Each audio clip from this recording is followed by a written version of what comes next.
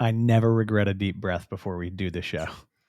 Every once in a while, I take too deep of a breath, though. You gotta be, sometimes you gotta be careful. You get too deep into breathing. What happens? Yeah, you get a little lightheaded. You know, you just gotta, you gotta be a little careful. Oh man, I don't think I've ever put myself in jeopardy. Yes, you have. You rip in a cold shower and you breathe really, really hard. You just focus on breathing and realize you got to come back to realize. Oh no, I'm gonna fall over. Yeah, exactly. Yeah, I guess I've been down that road. Good. Welcome to the Well-Built series of the Morning Huddle. Chad Prinky, Matt Verderamo here. What is up? What is happening? This is the I think episode 5 we're working on right now. We've got an awesome plan set up for today. Let's go through a little bit, maybe the agenda. Yeah. So the first thing we'll do, Matt, is we'll check in. Right? Always love that. Do a little check-in. I know we do it for you. Doing. We do it for you. I'll tell you, you're doing good, Chad. I'm doing good. I'll tell you how we're gonna tell them how we're doing. That's it. Next is we're gonna get into a topic where we're gonna share our thoughts and experiences in working with the construction industry and what we've found. And today's topic is recruiting that really works. Yes. And I think that is universally needed by contractors. Next is our debate section, which we call XVY. And in this particular section, the question is, should you fire fast or fire slowly? And then lastly, we will talk about what books we're reading and anything else we're up to before we wrap up. Yep. Love it. It'll be an action-packed, roughly, what's the rule? About an hour. It's about an hour. Rule number 1. Show will be about an hour. Yeah, that's a good rule. Hard and fast. Good rule. And that's off a feel. There's no timer. There's no nothing. We're just going to feel it out about an hour. It'll be about an hour. It'll be about an hour. It'll be about an hour. Second Trust one. us. Trust us. Yeah. Well, you can probably see. Yeah. By now, you can probably see. They're like, these liars. Yeah, right. Second, we are allowed to swear. We might or we might not swear, but we're allowed. Gosh darn it. And I don't want to use one up. You don't want to. Is there a limit? There's no limit. There's no limit. There's no limit. There's no limit. There's no limit. If there's a limit, I need to know. I don't want things to get confused. All right, good. No. And then number 3, came from our last episode, which is a really good rule. No complicated math in our head. If it ever starts getting into, especially, I think 3-digit, 4-digit answer. No, yeah. 4? Yeah. Right. Kidding me? Right. I know everybody's definition of complicated is different, but we're going to keep it simple. That's for sure. We're going to keep any math we do simple. Otherwise, we're getting a calculator out. 100% simple. Yep. We're kicking around a 4th rule. I don't know if I want to.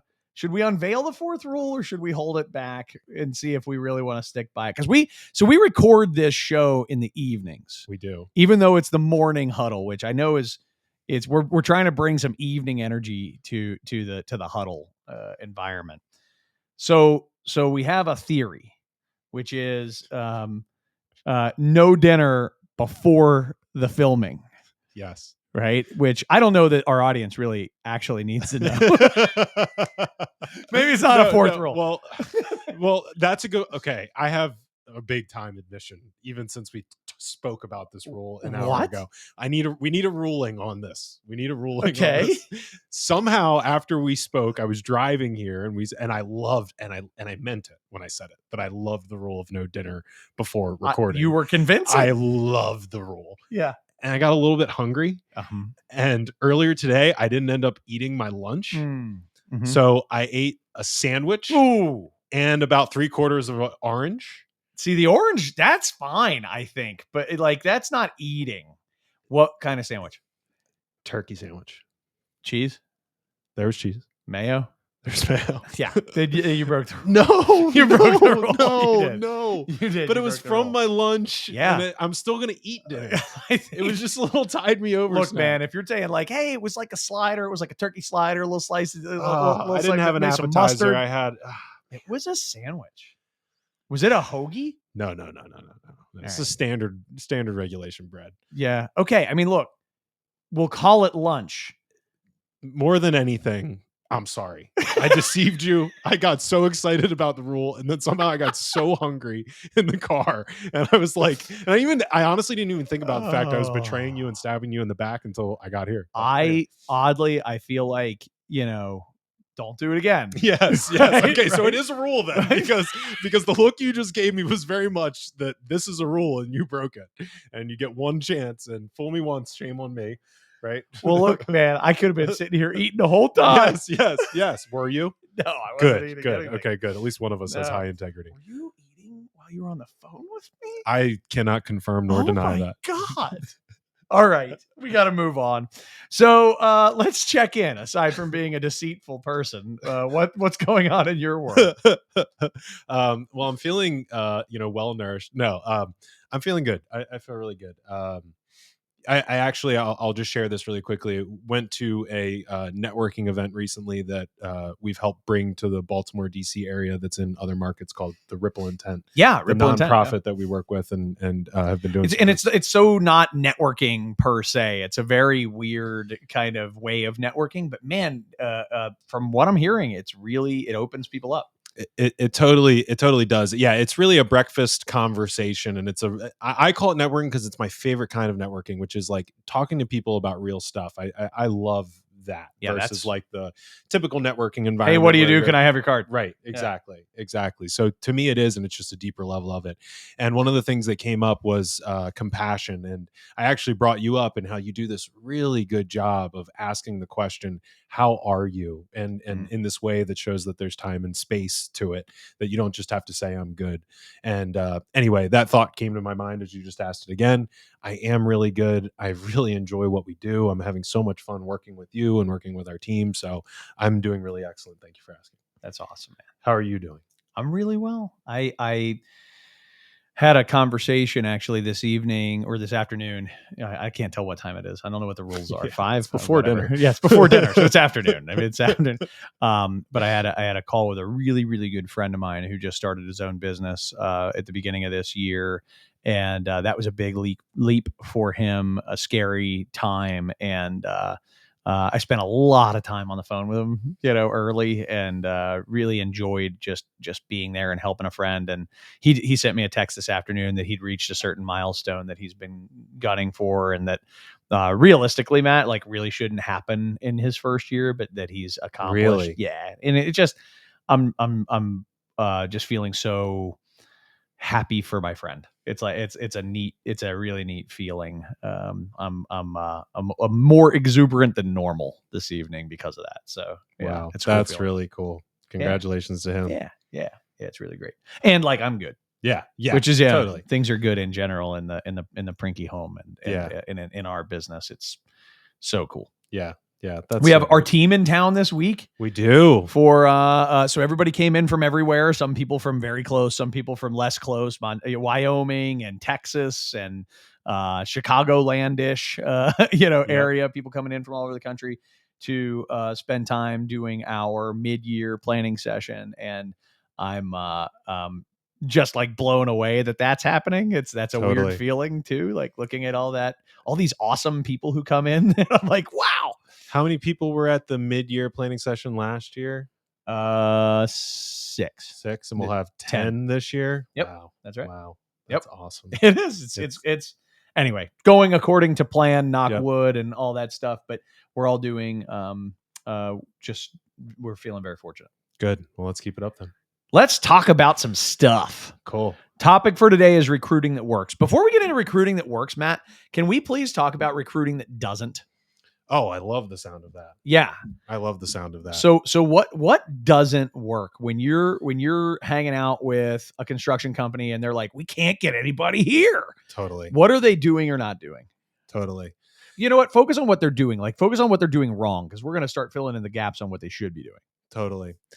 I think the first thing they're doing wrong, if you hear a company saying that there's no good people out there, I think one of the things that they're doing wrong is that they're expecting somebody to show up at their door who is perfectly trained and suited for whatever position that they are coming into, and then feeling extremely disappointed when they bring in that person that seems like that on paper and is shocked that they didn't end up being that person. Love it. Agreed. Completely agree. What else you got? Anything else jump to mind?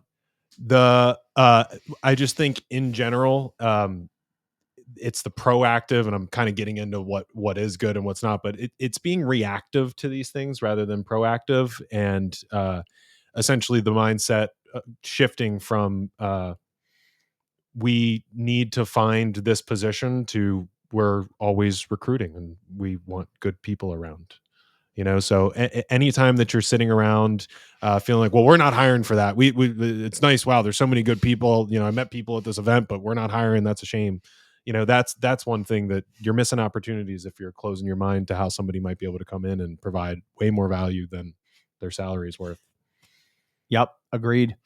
One of the other I'll tack onto that. I think that's a really great couple of observations. Another one that I'll tack on is that recruiting is one person's job. That is always really dumb when I come in there, like, well, I don't know, Mary, where are our people? Right. I don't know, Becky, where are our people? You know what I'm saying? It's like, no, Right. it's not how this works. Right. You can't just look at a recruiter or an HR, more often an HR person, and say, where's my people? That's a thing that I see people doing wrong. And then I'll give you another one that I see people doing wrong is all of the handling from the time a resume comes in to the time a job offer goes out is an absolute shit show. Mm. Nothing is planned. It's like, do you have time this week? No, I don't have time this week. So that candidate's going to have to wait until next week for an interview. What, we really like them? Yeah, we really like them. Okay, well, they'll have to wait. Mm. Do you know, like these? It's insane. Totally. Yeah, We totally. can't find good people, except for when we do find good people and then we screw up and we can't bring them in. And everything that has to do with the way that they vet resumes, like, oh, again, to your point, we're looking for the perfect resume. Well, cool. Those people are really, really gainfully employed. Right. Exactly. So they're not just out there looking around. Generally speaking, they're not. Right. So when we get a resume, being like, nope, is another one of those things that I see people doing wrong. So they expect people to come ready made. That's a mistake. They channel all the recruiting through one person. That's a mistake. They have a really poor lead handling process, I'll call it, for candidate handling process. Yep. For people who want to come and join. Yep. And then what was the other one? I'm missing the second one that you said. They're reactive. They're waiting for people to come to them. They only hire when they have a need. Right. They're like, okay, we just lost somebody. We better start looking. Right. Yep. Right. Yep. And so they're reactive to the need. Yes. Okay. Awesome. That's a good list. So some of the stuff that you can obviously see, like, the opposite of these things is where we're heading. We'll try to bring those things to a clear point for each. But let's talk about resolving that first problem, Matt, where they're hiring people, they're expecting people to come ready-made. If that's the mistake, what's the thing we should be doing as an organization to overcome that one? So, especially in that situation, if you are in the position where you need somebody to fill that role immediately, it makes it really challenging to do it. If you've got this open position that you need this person to come in and fill that immediately, it makes it really challenging to bring in the right person. But I think overall, it goes past the recruiting part of the process and goes more into internally the types of habits that you need to have, which the first one that jumps to mind is some kind of onboarding program and training on soft skills, standard operating procedures, and expectations for what it means to be an employee inside your company. Because even if that person comes 80% ready made and they don't have the final 20% that you need them to have right away, you can get them most of what they need by having support, onboarding, and training in place that gets them prepared to do the role. I love it. Yeah. I think so along those lines, there's two things that I heard you say. One, is kind of like couched in the other comment, is like, well, a part of this is recruit all the time. Mm-hmm. And then you won't be needing to hire somebody that's out of the box perfect for this role. Mm-hmm. You'll be needing somebody that you can develop into this role. You have a little runway so that you're not like, we need a PM for that job tomorrow. Right. Which is that's really stressful. That's one strategy. And then another strategy is become a training organization. Make it your discipline to always get people ready for the roles that you're asking them to play in every facet of playing that role, as well as just the simple facet of like being a good employee here. Totally. Totally. I've just heard so many times already since being here, people say things to the effect of, a couple months after hiring someone, yeah, they weren't who we thought that they were. They just weren't that person that we thought that they were. And we were really disappointed, and there's so many things that are like, man, you expected them to come ready and you're disappointed in them. You didn't give them any resources and you're disappointed in them. You hired them out of this deep need and you're disappointed in them. When are you going to look at you? Right. Yeah. Right. Yeah. And some of this stuff does come from maybe a bygone era where there were more candidates than there were jobs in the construction industry. And you could literally be like, no, you didn't fit, next, Yep. and bring in somebody else that's resume was, equally qualified. Yep. And that's just not the era that we're living in. And that era may come back. I'm not sure. I would doubt it. Right. Personally. Right. Everybody's so busy that they're not doing training and they're not getting people up to level they can. And you got people that didn't build in the field for years that are coming into these positions. 8 years into their career, but they don't know how to build. And it's because they've never built. Yeah. Yeah. So maybe also a part of the takeaway for the listener here should be that it like fundamentally take responsibility for making your hires successful as an attitude, as a mindset that like, it's not their job to show up and win. It's our job to hire well, right? Let's hire the right people.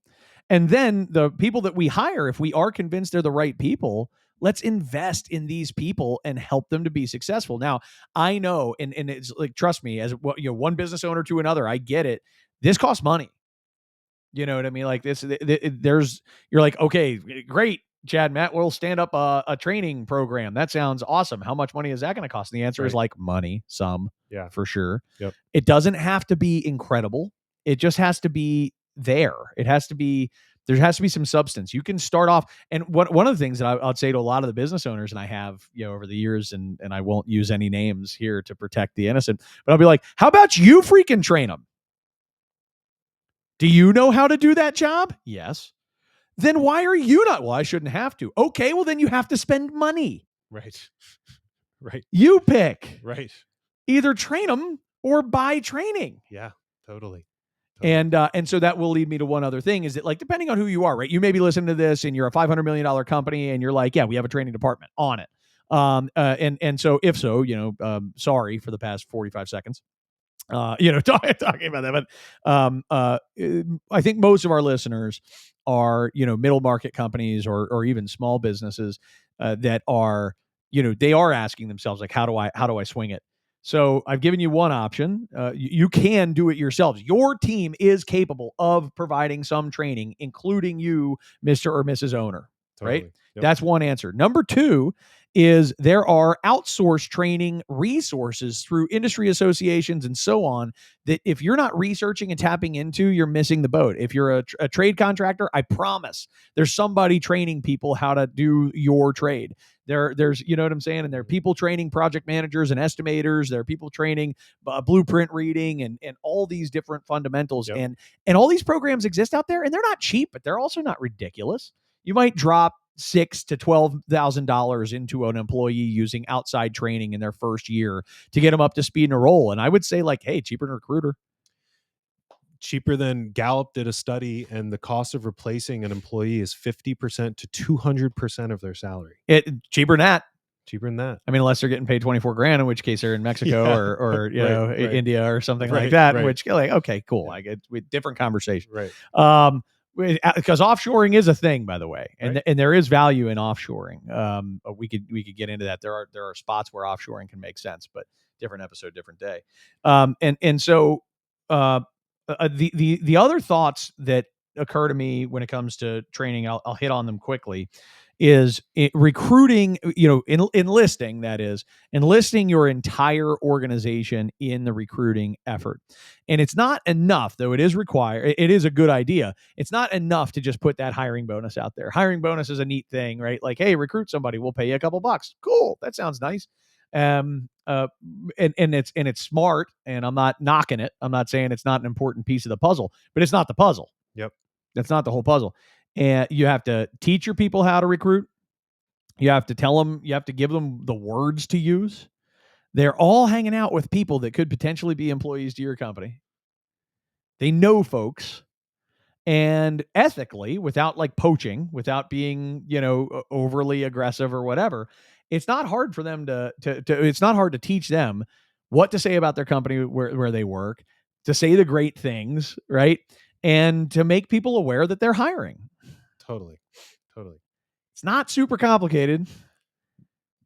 No, the directive is one, make friends, and two, be open minded that they could be a great fit here. That's exactly right. Yeah. And side note, if you, to the extent that you have it, and you probably should, it pays. Oh, from yes, yeah, Right. It yep, pays. totally. And by the way, you think you're not improving your own stock inside an organization by being a lightning rod and a recruiter for your own personal network? Absolutely, you are.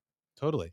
Yeah, and that sparks to mind, just by the way, for any of the business owners that are out there, or department heads that have people that are bringing people in, a really good indication about how your culture is performing is if there's people on your team that are willing to bring their friends in and come work Totally. for the company. And if people are putting their name on the line, and their friendships on the line, and their relationships on the line, then you should be really grateful to those people for being willing to bring those people in. Yeah, this is another one of those, like, we're not going to go in it, but another rabbit hole potential, right? Is just the comment, like the thought that if you want to be a great recruiting company, start with being an awesome place to work. That totally.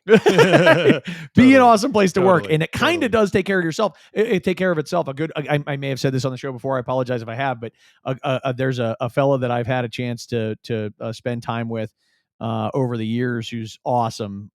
He works at Rupert Landscape. His name is Jack Jones, and Jack has this great line. I mean, I'm sure it's not his, but he has a lot of one-liners.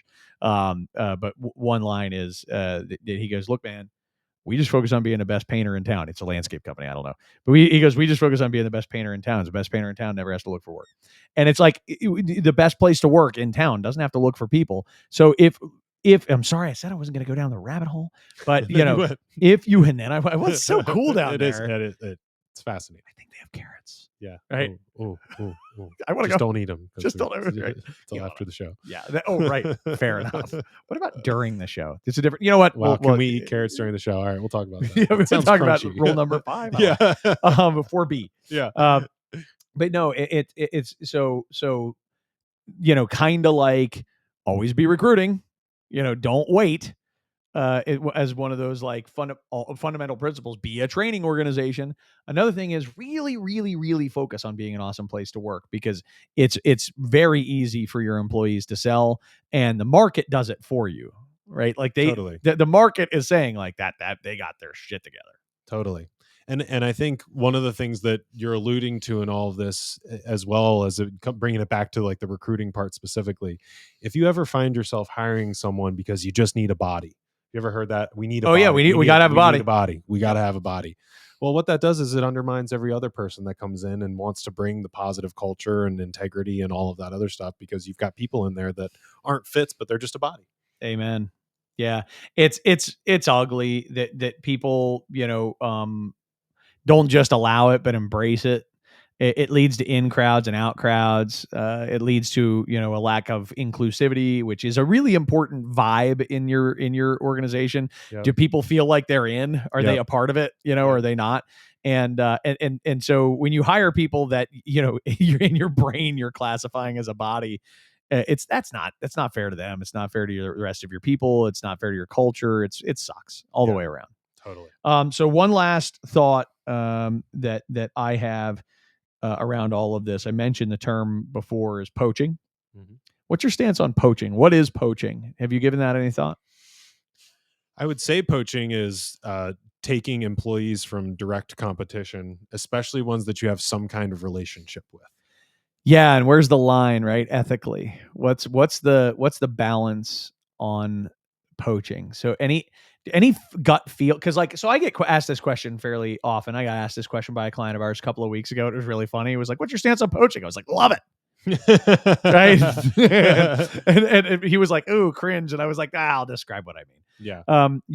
Because I really do appreciate a certain decorum amongst direct competitors of not making it a war Mhm. between each other. I think that's not good for anybody, frankly. I think it drives wages out of control and eventually just hurts everyone and creates a massive market reset. Like, I could get in why that's problematic more than that, but I won't.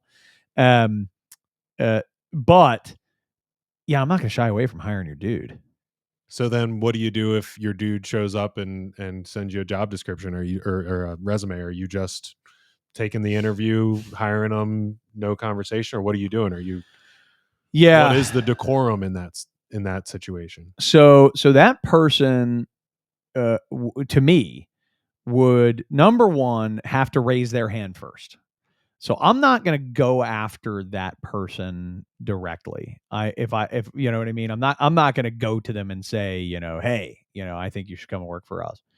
I will make it very clear in our conversations that I love where I work. I will, in our conversations about business, reference that we are hiring. But I won't go cross the bridge of saying like, "Hey, man, can we talk?"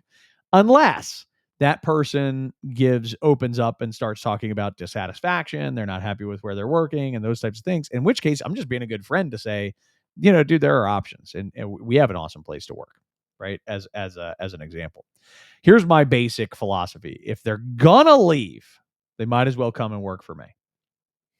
They're going to go somewhere. But I'm not gonna make them leave. Right. If they're gonna leave, they might as well come and work for me. And uh, the overall attitude is then that if this person has indicated they want to leave, it really depends how friendly I am with my competitor. There's probably an in group of competitors, because by the way, with competitors, I don't give a shit about inclusivity.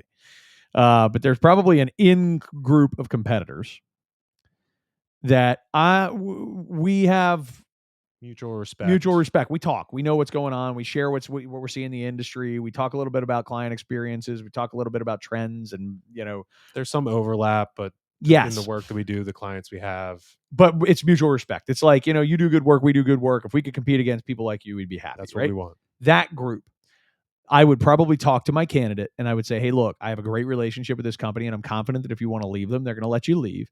But what I'm going to do is I'm going to call them and I'm going to tell them that we've talked. If you're not comfortable with that, then you're not ready to go." Mhm. Right. And they're gonna basically, at that point, they're gonna probably come at you and try to save you or something like that, which may happen. And if that happens, that's okay. But I really want to be clear, I'm not doing that for the majority of my competitors. Right. I'm doing that for people that I'm tight with. Right.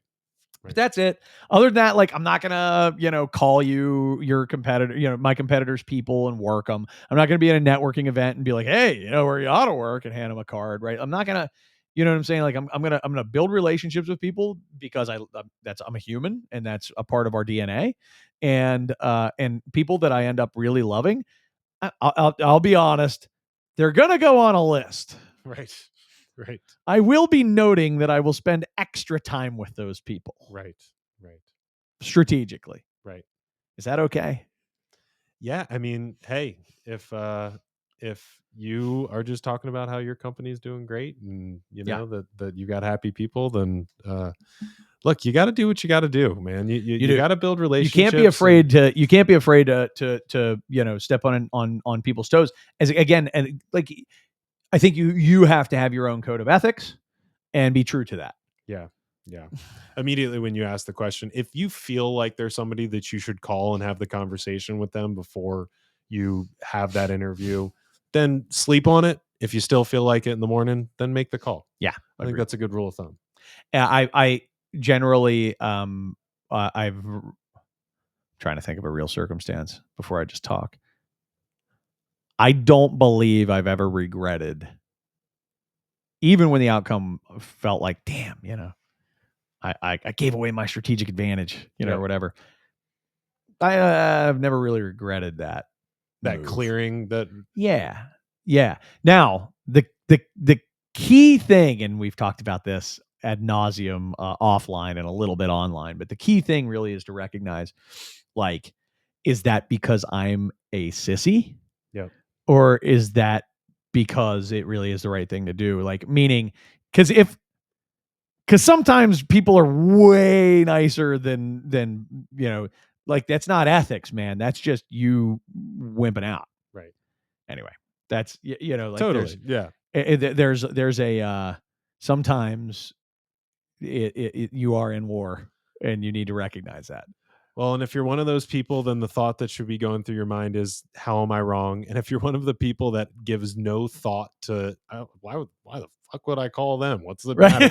You should probably do the opposite and have the thought, well, why should I call? And then after you have that thought, if you still agree with yourself, then do it or don't do it. Dude, that's such good advice. That is such good advice. That is really, and it's like, whichever end of the spectrum you fall on, just recognize that you're on that end of the spectrum, and that's not always right. And the opposite could be as equally true as what you believe. I'm so glad you're here. I need that. Yeah. Let's get into our XVY conversation. Now let's go here. So the XVY is, should you fire fast or slow? I bet you can guess what side of that equation I'm on. Yeah.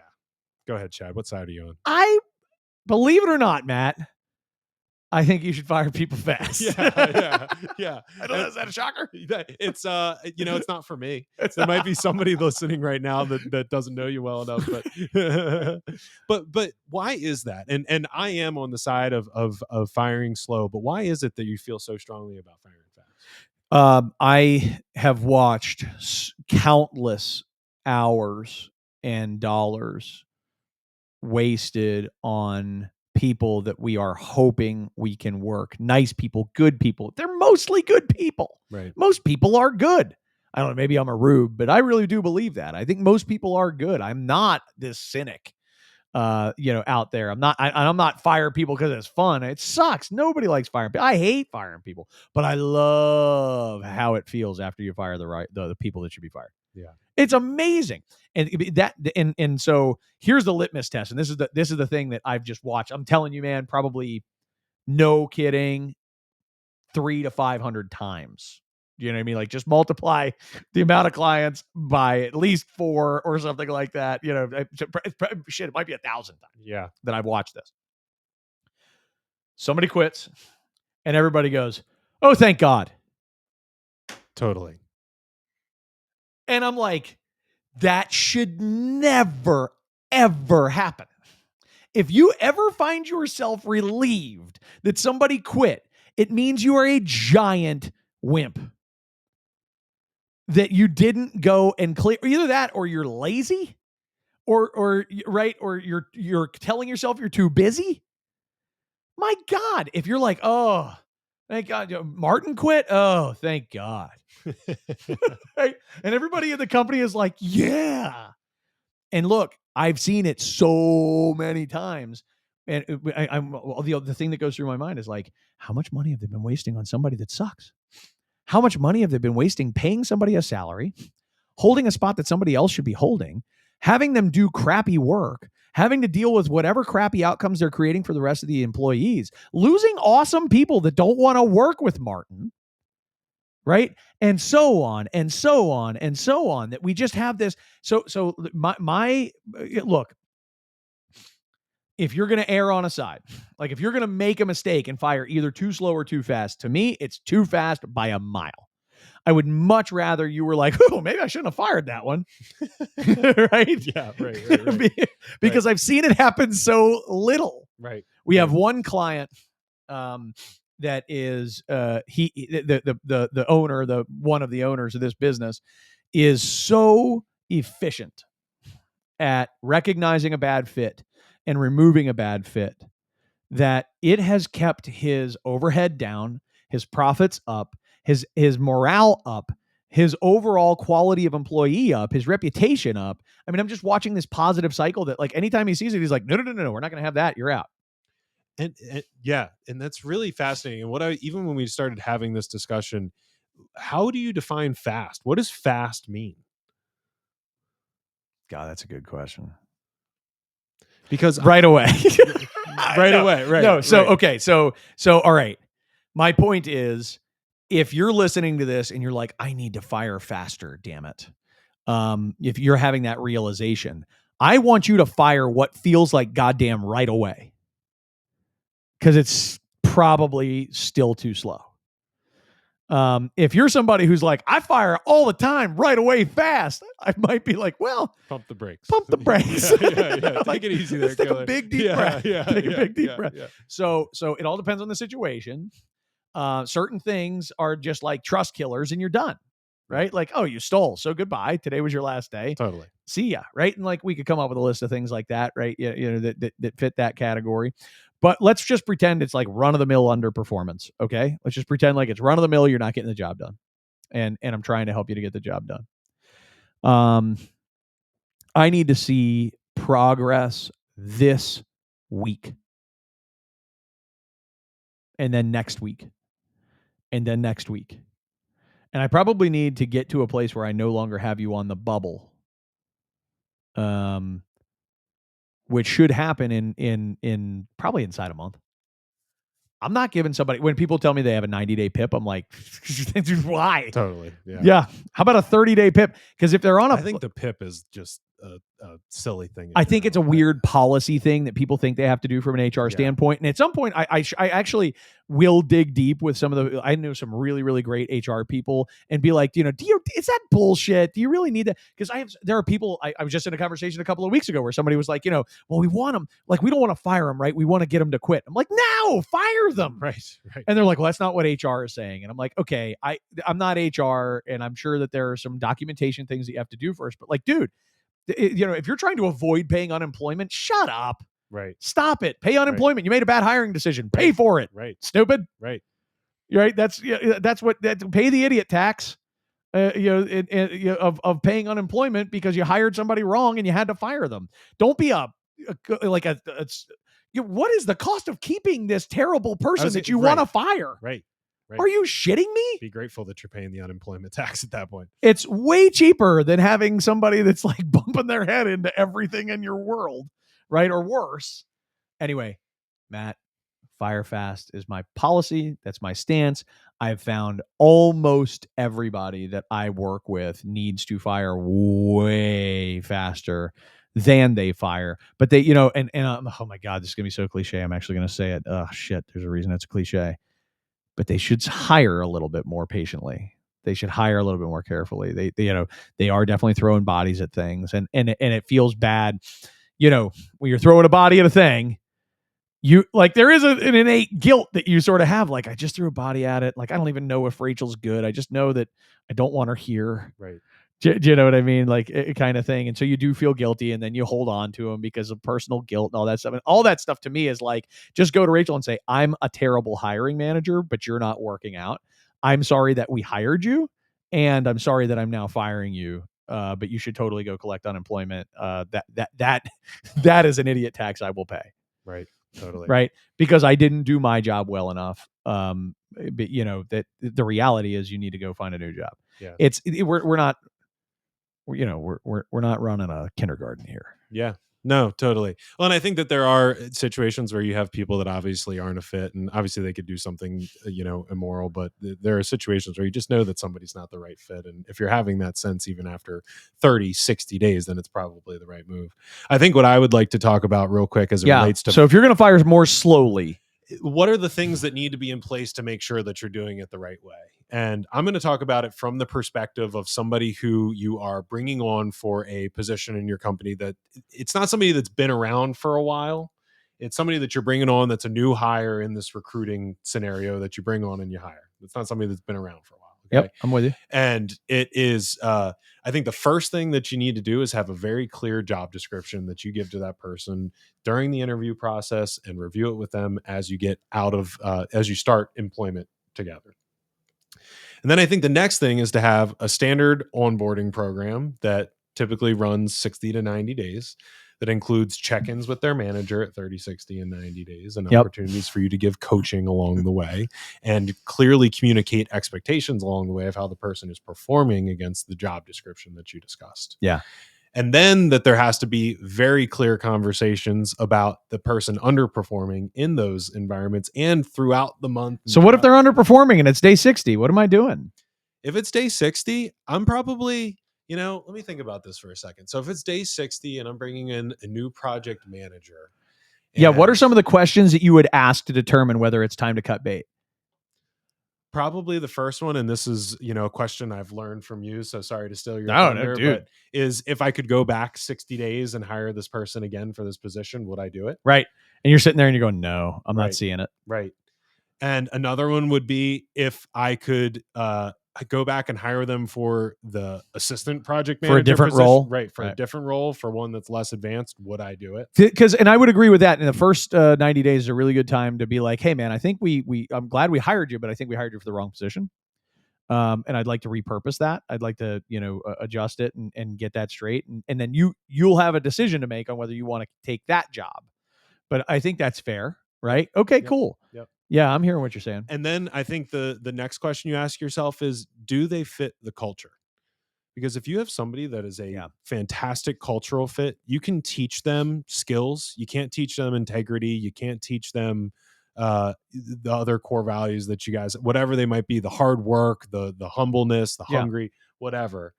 But if they're fitting that, it looks like you have thoughts. Well, I just I think I a part of me wants to agree with you, Matt, but another part of me is like, I hate to sound terrible. Like most people are good.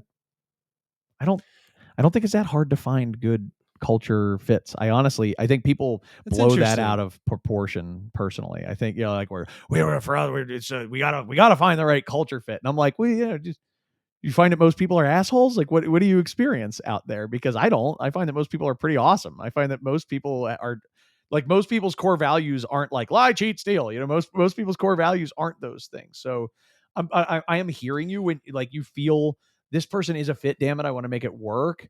I'm just cautioning our audience again. Sure. Like and again, listen to Matt too, right? He has like don't just listen. I'll tell you what the thing. I'll tell you what the thing. Well, and I think some of that's shaped by your experience of the Yes. people that you are hiring are the people that you've been building a relationship with for all this time. Yes. So yeah, you think that oh my gosh, I only have good people. Yeah, dude, because you're freaking good at what you do, right? There are people that are on this call that are like, thank goodness I got somebody that's a good fit for me. That's a good. Thank you. I appreciate your saying that. I think that there's definitely some shred of truth around that. But I also think again, here's all I'm saying: we can convince ourselves that we really love a person because we're wimps. Right. Because what's really going on is we don't like the idea of taking that person's living away. And the truth, like, dude, the unemployment rate is still, even though it's gotten a little higher, it's still crazy low. They're going to be fine. Yeah, people are going to go get a job. So then, what is maybe like a mindset that somebody can take at that point? I mean, it's not just don't be a wimp. What's a positive view they can have about firing someone? If the negative view is I'm taking away this person's ability to have a life and live, what's a positive view that they can take? Well, I'm helping them to go find a place that they can thrive. Boom. Because I'm not a place them. that they're going to thrive. This isn't good for them, right? Either. I don't like them. I don't want them here. My team is not supportive of them. That's got to suck for them. They don't feel good about it either. Yeah, you think they're going home and they're like, honey, I'm loving this gig. Nobody talks to me. It's amazing, right? Again, they could be in that very, very small group of people that are really bad, but then it's a very small group of people, man. Like it's so I will say in one arena, as you were talking, and I'm thinking about this, really tapping in with like my empathy, which believe it or not is higher than it maybe seems on this program. Very high empathy. It's the best, the highest empathy. It's the highest. Stop. It's very, very. So you're gonna love my empathy. But tapping into my empathetic side, I think you have to fire proven people very, very slowly. I think, and I think you have to show them an immense amount of loyalty. I think you have to be really patient with proven people, with the people that have been with you through thick and thin, that have done the thing. They've invested a good portion of their lives and careers with you. And I think that is important, not only ethically, but ethically is 50% of it at least, right? It's just like you don't fire a 15-year employee after, a bad month. You just don't. Um, that person could be going through a divorce. That person could be dealing with an addiction. That person could be, starting to experience slippage from their mental health standpoint. Like you don't know. You don't know until you know, and then you got to dig in with those people. What you can't do is shy away from the tough conversation. Hey, Bill, I'm noticing that you haven't been yourself. Can we talk? I'm seeing some concerning performance items. Let's really get into that. But I am definitely not going to Bill and saying, "Hey, man, I'm seeing some stuff over the past month. It's just not cutting it. We're gonna let you go for a 15-year employee." I'm not doing that, man. I'm just 10-year, 15-year, 20-year, 30-year. Like you get to these points. These are loyal people, and so if 50% of it is ethics, another 50% of it is just good business. The good business part of it is twofold. One, they're a proven entity, and when people have a blip, that is often just what it is, and it can be resolved. And so it's probably worth that investment. Number two is that the loyalty that you build with that person by sticking through that with them. If they were a 15-year, they're going to be a 50-year. And the loyalty that it breeds with the rest of your organization when they watch how leadership handled somebody who was struggling. When they saw the generosity of spirit, when they saw the kindness, when they saw the patience, when they saw that kind of care for people who've cared for the organization, that is huge. And I'll take the flip side of that just for a second and be like, when they watch you fire that 15-year employee after one bad month, everybody there goes, okay, this is a transactional environment. Yep. Noted. We are replaceable. Yep. But when everybody sees you hang in there with that person who is going through their thing and be patient with them through their thing and set them up for success, give them a little extra time off, cover for them, like those types of things for a period of time with good expectations. And like, hey man, I am going to need to see some things. I've seen situations, Matt, where this person has been a 20-year employee. They ran into the roadblock. They got the loyalty. They spent a month. They spent 2 months. They spent 3 months. Then the company said, hey, look, I think it's best for everybody if we let you go for now. The door is open if you get your life together. Here's some severance. Here's some, something, we want to help you, but we just can't have you here. Whether it's dependency issues or what I mean? Like, whatever. I won't get into stuff, but you know what I mean?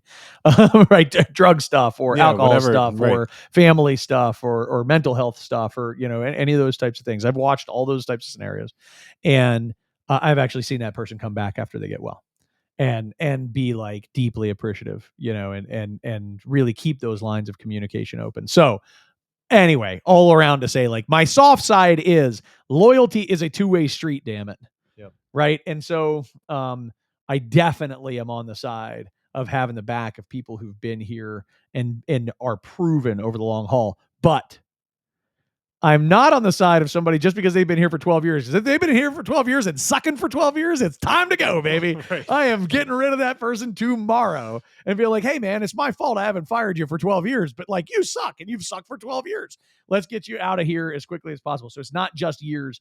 It's proven, loyal, kick-ass people that you do not bail on when they've given you all that effort and time. That's it. Cool. Huh? Good stuff. Did I win again? You certainly I'd love the time breakdown of your argument versus mine. You definitely got me outbeat with facts and supporting evidence.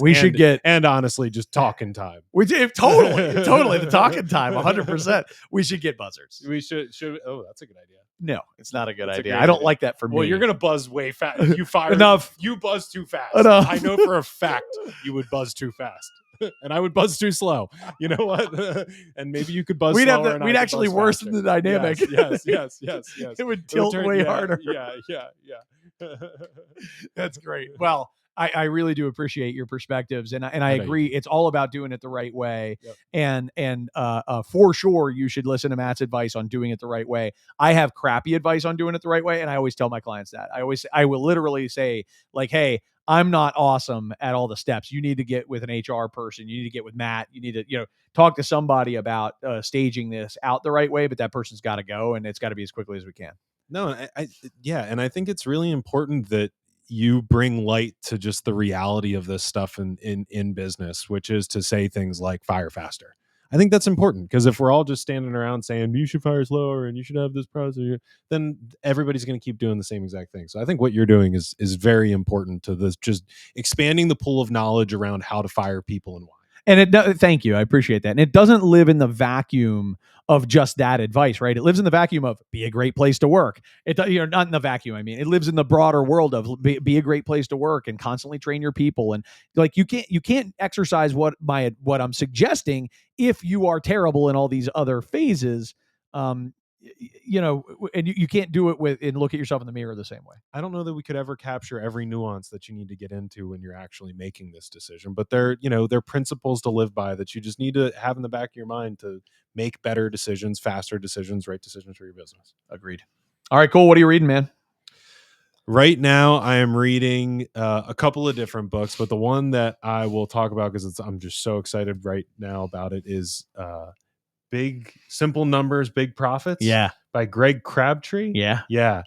Again, your recommendation, which I'm sure I've shared some other ones, but man, what a fantastic book. If you are looking for something that gives you the basics of business financials, about how to understand your financials, and honestly, sorry to give you this spoiler, but things as simple as you want to pay taxes because taxes mean you're making money, and how accountants will give you advice. Here's what you can do to not pay taxes, and just how that'll screw up your P&L. That really screws up your P&L and puts you into your line and does all this other stuff that you end up really not recognizing how much money you're making versus not making. And just really good, simple advice that if you're any executive or business owner, or even just doer or manager that's wants to know more about business financials, it's in plain talk, and it's just really good, useful advice. Love it. I agree completely. That's why I recommended it. For the record, that was a recommendation to me from our good friend Sean Scarlatta at Mobile Video Guard. Awesome dude. And he, you want to see somebody who practices what they preach there. He's a great example of it. He's the man. Wow, awesome. Yeah. I'll put this thought out there to anybody that's one of those high potential ambitious people out there. If you really want to wow your boss, understand the financials. We've talked about that in the past, but if you really want to wow your boss, go up to him and ask, "What's our core capital target? How much cash do we have?" Right? I want your boss be like, I don't know. Can we sit down and talk about that? Right. Exactly. If you want to, I can't recommend it enough. Yep, love it. That's awesome. I'm reading a book called How to Know a Person, which you just started reading too, because it was assigned to our company. So I'm not going to give too much away. Yep. I want you to go through the process as well. But so I just finished it. I found the book to be really, really fun read, which I need from time to time. I read a lot of heavy, almost textbooky kind of stuff because of the nature of our work. Like I try, you know what I mean? I don't read enough for just like fun. This book is both fun and extremely effective at at giving you tips and pointers for connecting with other people on a much higher level. My biggest takeaway personally so far is just this simple idea of being with people through their hard times as opposed to being somebody who's trying to solve their hard times. And that's really, really hard for me because I'm going to tell you what to do. You tell. I'll tell you what to do. And so I suck at that. And I don't want to. That's a bummer for me. And so I'm thankfully not having a lot of people in my life right now who are going through openly going through hard times. They may be going through hard times, and maybe I just need to tap into that a little bit more, but just being with them through that. And anyway, there's some pointers that get into more detail that I can skip, but that's really great. One of my favorite lines that I read from the book so far that seems to be sticking in my brain is, you shouldn't aim to be the cleverest person in the room. You should aim to make other people feel like they're the cleverest person in the room. 100%. And I just think that's really good advice. And it's so hard to do. It's because like how do we get our emotional needs met? Oh, I really want to be the cleverest person, right? And so you'll find yourself manufacturing that totally unconsciously. But some people have the gift that's actually what they do unconsciously. If you're not one of those people, then you have to be conscious. You have to really be aware. Totally. And I think what it forces you to do is to start manufacturing that from within, that feeling of being good enough and being clever enough and all of that you know it's true. So you don't need other people to confirm it for you. Yeah. And then by the way, when you make other people feel really great, they have a tendency to make you feel really great. Totally. That's a good aim to like other people, not to make other people like you. And hey, that's man, a good rule for life. Agreed. And I mean this very seriously. You are amazing at that. That is a gift of yours. Yeah, for sure. But I everybody that I know who knows you has that same kind of experience with you, making other people feel really good. I think it comes. I don't know if it comes very naturally to you, but it certainly looks like it. Yeah. Thank you. It means a lot. Yeah, man. Yeah, I appreciate it. Well, I think we put another one in the books, dude. I wonder if it was about an hour. Felt like it. Probably was. Yeah. And the not eating beforehand. Yeah. I'm ready to go. Let's go get some Indian. Let's go get some Indian food. Let's do it. I do want to pause here for a moment and thank our sponsors who helped to make all this possible. We have 4 companies that help to support the morning huddle and our program. So we have Katz Abosch, which is an awesome accounting firm that has a very deep construction practice and some wonderful people associated with that. So thank you, Katz Abosch. We have Lawrence Law. Kate Lawrence is a boss. She's a fantastic person and coach and lawyer. And if you are a small to mid-sized contractor needing regular legal advice, I strongly recommend Kate and her team. Sandy Spring Bank, which is a regional bank here in the DC metro region, that it just knows exactly what the contractors need and work really hard to remain good partners for them throughout from a financial standpoint. And lastly, Marsh McLennan Agency, bar none, the best bonding people I've ever met are at the Marsh McLennan Agency. And their insurance folks ain't half bad. I strongly recommend you consider Marsh McLennan for both your insurance and bonding needs. Matt, thanks. Let's do this again next month, huh? Hey, and one more thing. Yeah. How many books? 2,400? We've sold like 2,400 books as of today. If you are listening to this. Oh, yeah, the book. The Well-Built Book by Chad Prinky. I would recommend, and I know this is going to sound like I'm biased because it's our company and because he's my boss and all of that stuff, but I promise that it's just true. If you are an ambitious construction professional, I recommend this book for you. It's well written. It's useful for your business. It's stuff you can apply tomorrow. Go get the book. You will be super glad that you did. Thanks, Matt. That's awesome. Always. That's really good advice too. It's really true. Good advice. Just read the book. One other final thought. We have a leadership readiness boot camp coming up in September. That is here in Maryland.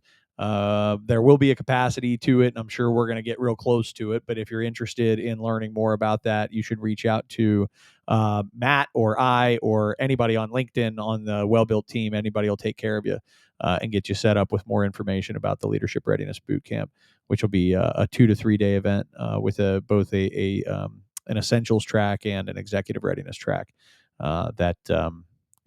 This will be our second time doing it, and I can't wait. The reception the first time was amazing, and I think it's gotten better. So, all right, let's go get some food, man. Thank you.